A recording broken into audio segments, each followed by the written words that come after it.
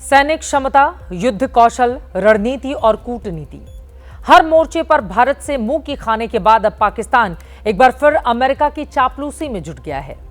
भारत के साथ हुए युद्ध विराम का क्रेडिट अमेरिका को देकर पाकिस्तान पहले ही इसका सबूत दे चुका है और आज पाकिस्तानी प्रधानमंत्री शहबाज शरीफ ने एक बार फिर अमेरिका के करीब जाने के लिए राष्ट्रपति डोनाल्ड ट्रंप की तारीफ की।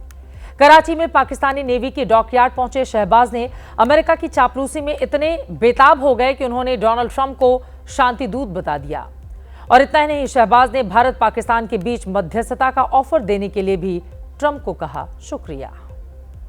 बात मुकम्मल नहीं होती अगर मैं यहाँ पर अमेरिका के सदर ट्रंप का शुक्रिया अदा ना करूं कि उन्होंने ये जो सुलगती आग थी जंग की, उन्होंने वक्त पर भापा और दोनों ममालिक न्यूक्लियर ममालिक हैं।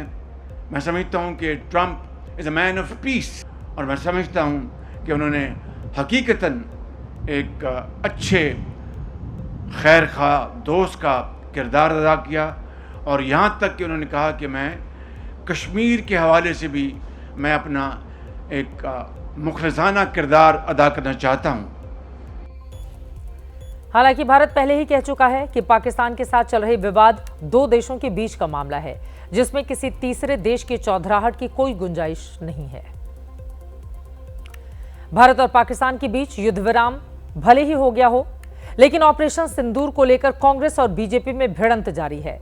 आज बीजेपी आईटी सेल के अध्यक्ष अमित मालवीय ने अपनी सोशल मीडिया हैंडल से एक पोस्टर शेयर किया, जिसमें नेता प्रतिपक्ष राहुल गांधी की तुलना पाकिस्तानी आर्मी के जनरल आसिम मुनीर से की गई। बीजेपी की ओर से जारी इस पोस्टर में आधा चेहरा पाकिस्तानी जनरल आसिम मुनीर का है और आधा राहुल गांधी का। दोनों को एक जैसी विचारधारा वाला बताते हुए बीजेपी नेता अमित मालवीय ने सोशल मीडिया एक्स पर लिखा, यह आश्चर्य की बात नहीं है कि राहुल गांधी पाकिस्तान और उसके हितैषियों की भाषा बोल रहे हैं।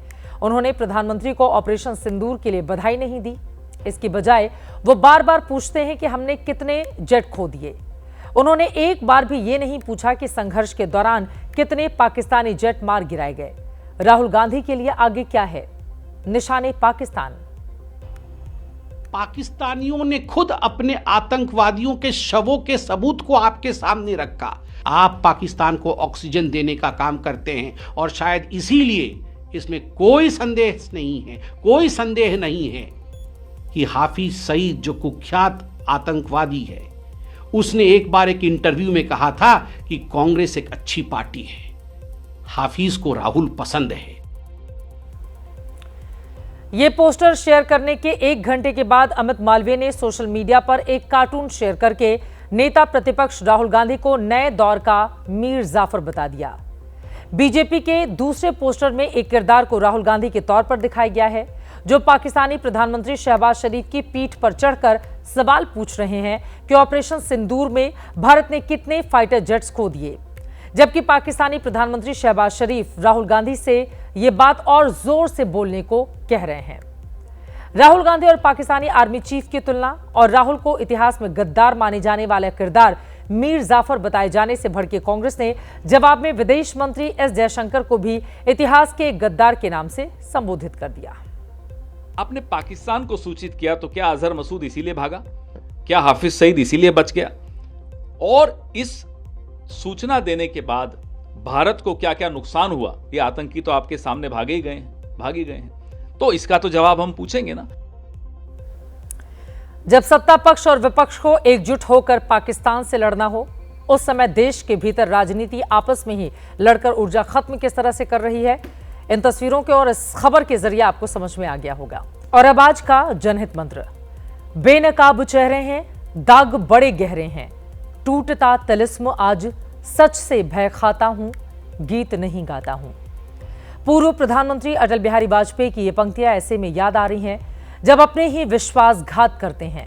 उनके चेहरे बेनकाब होने से तकलीफ होती है और मौजूदा वक्त में जासूसी की जो खबर सामने आ रही है, यकीनन उसने इन लाइनों को और ज्यादा मौजू कर दिया है।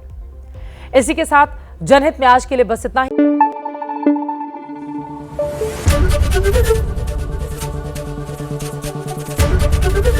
एबीपी न्यूज आपको रखे आगे।